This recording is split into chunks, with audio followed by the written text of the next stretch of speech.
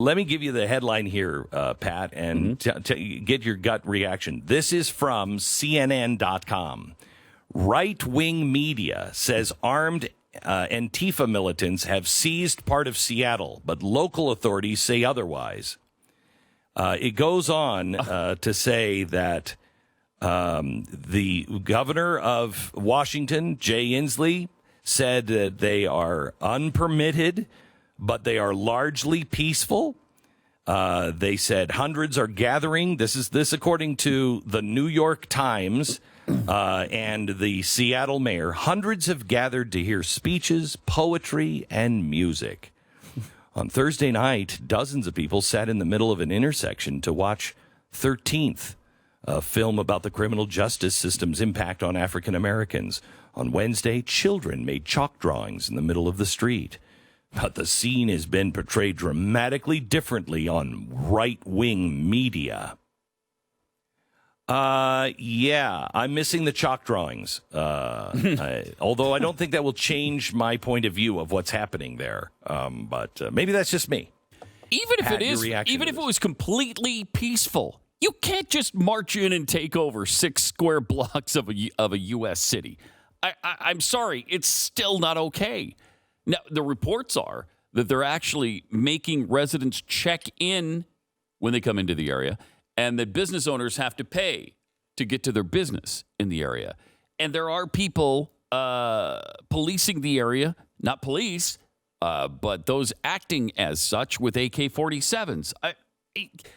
Remember how wonderful it was to the mainstream media when Cliven Bundy's group took over the wildlife refuge? Oh, they loved that. That was great. That was another mostly peaceful event, if I remember correctly, that they were completely fine with. Yeah, except in the middle of nowhere as opposed to... Right, in the middle of a major American city. Incredible. Yeah. It's so it's incomprehensible. I want to play this audio for you of where the media was just 2 months ago to where they are now. Listen to this. And a far more serious scene. Watch these images. Really just an ugly, dangerous scene at the state capitol in Michigan. As we look at this extreme group of people. Extreme. Those pictures and those clashes really show the chaos. And you're out there with chaos, with guns? I don't want to call them rallies. They're not protests. These quote-unquote protests. I don't even think that that's the right word because protests are supposed to be peaceful. I'm not embarrassed to say that I was afraid. It's not clear what they're demanding to infect other people, demanding to make other people sick. It's dangerous, and these people can take this home with them and hurt their families and all the rest. I'd like to ask them if they're willing to sign away their right to treatment if and when they get infected. Who the hell do you think you are? I don't understand what is wrong with people. Stay at home. 1 month later. I want to be clear in how I characterize this. This is mostly a protest. It is not, generally speaking, unruly. That ain't a riot. There's a giant fire behind it. Any reasonable person would say we shouldn't be destroying other people's property, but these are not reasonable times. And please, show me where it says that protests are supposed to be polite and peaceful. The beautiful thing is we're seeing 2 months ago on your show. Concern, they're hitting the streets. Heartwarming to see so many people turn out peacefully. You know, Brooke, I think this is a march, really. But as they're coming off, it's peaceful. They're saying peaceful protest. Across the country, it's bringing people together, community with unity. People are risking COVID to explain to this country that we're fed up. And now it's a good thing that they're risking I wonder COVID. if they'll sign their rights away so they won't be treated. I mean, the media has announced to the world officially we are a Marxist propaganda machine. That's it. Yeah, they have. How else do you explain it? And you're encouraging people, especially minorities, to get out and protest and act this way when we've been told the whole time that the minorities are more susceptible to it than white people are. So you're actually asking them to take their lives in their hands and go out and protest. And now it's a great thing where before it was genocide. Yeah, I mean, I keep going back to this, and it's like a lot of conservatives are looking at this and saying, well, they didn't even believe that it was dangerous back in the day when conservatives were going out there. They were just lying for political points. And I think that's possible. I think that's part of it. I kind of think it's the opposite, though. I think they actually believe it is dangerous and don't care. Yeah. I think they just are fine letting all of their voters and their supporters go out there and engage in a giant experiment. They remember an experiment in human sacrifice, as the Atlantic called it, when they opened up a couple tattoo parlors in Georgia.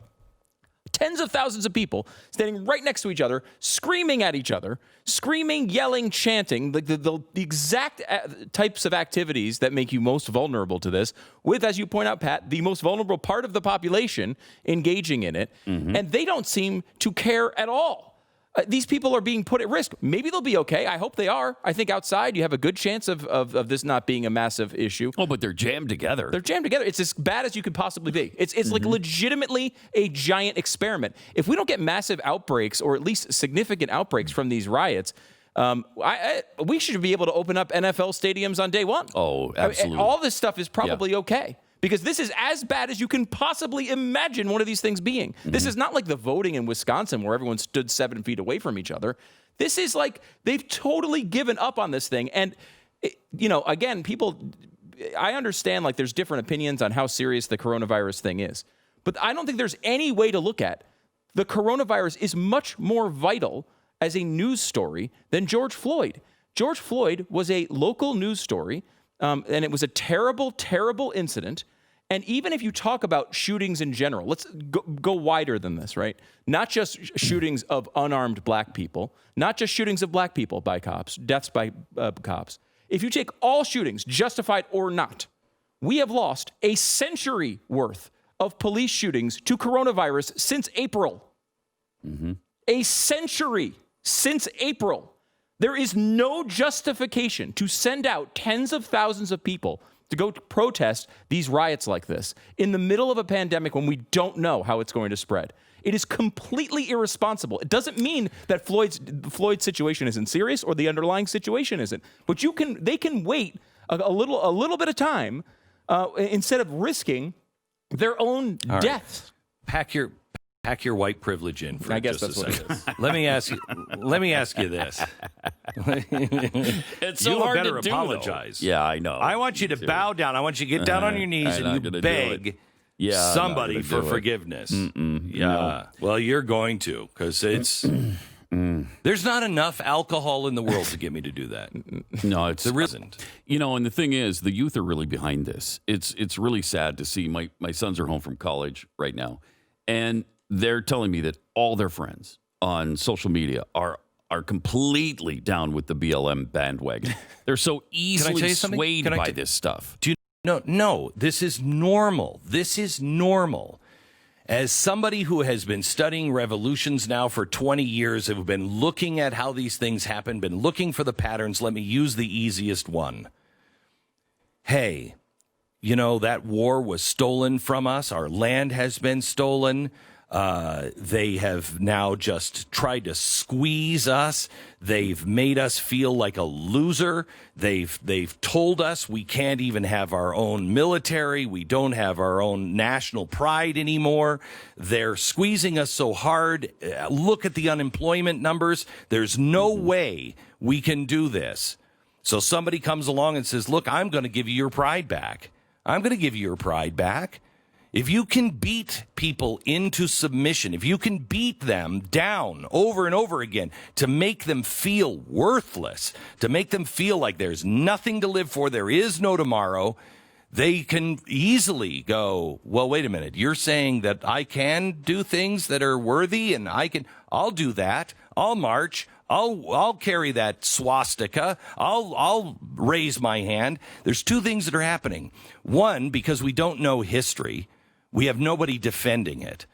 The other things that are going on, because you don't know history, they're trying to tear it down. They're being used. They're useful idiots because they've been trained to be useful idiots because no one taught anything to anyone.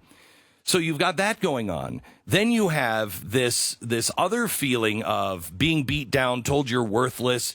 Now you can do something of importance. That's what they want to do. And you have all these people who are now just saying, I I want to be fair. I want to be nice. And they've convinced them that Black Lives Matter, which is Marxist, right. Yes. is a really nice thing.